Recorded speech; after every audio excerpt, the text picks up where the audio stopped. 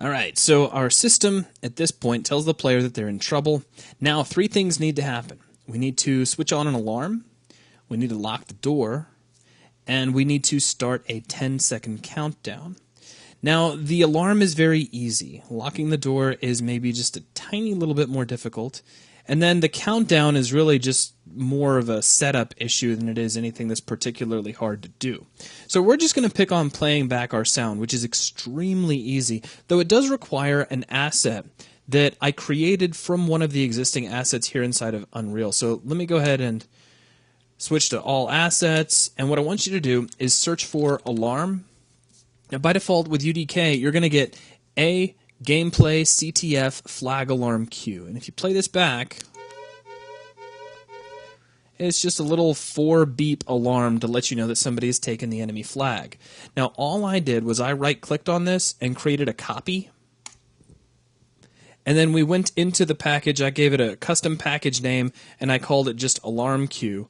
And then you can take the copy, right-click on it, and choose Edit using Sound Cue Editor. And it has this looping node. If you like, you can just take loop indefinitely and set this to on, and then, as the name suggests, the thing's just going to go on forever. So here we have the alarm cue, which is the same sound, it just never stops beeping. So that's all I've done here. So let's stop that. I'm just going to right-click and choose Stop Sound. Okay, so let's close out the content browser.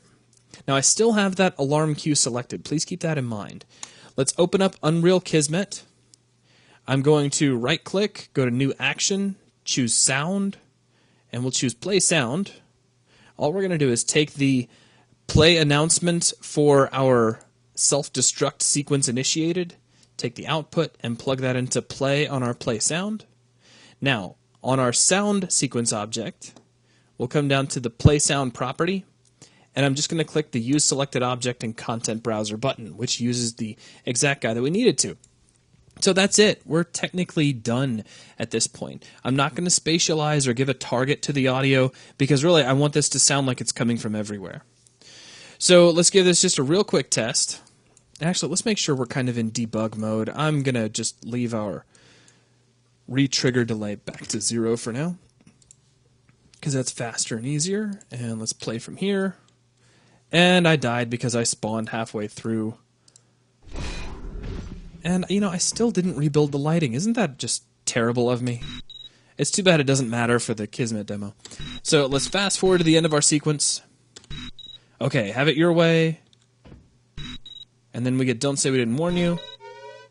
And now we have an alarm. And this alarm will never switch off. So there we go. Now, I have been terrible up to this point. I've said repeatedly that I'm going to rebuild my lighting, and then I inevitably find something like a cup of coffee or a piece of pizza or something, and I totally forget about it.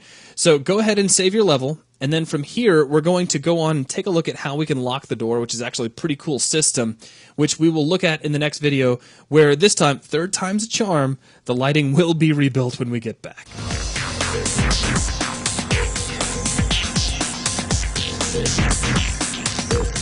back.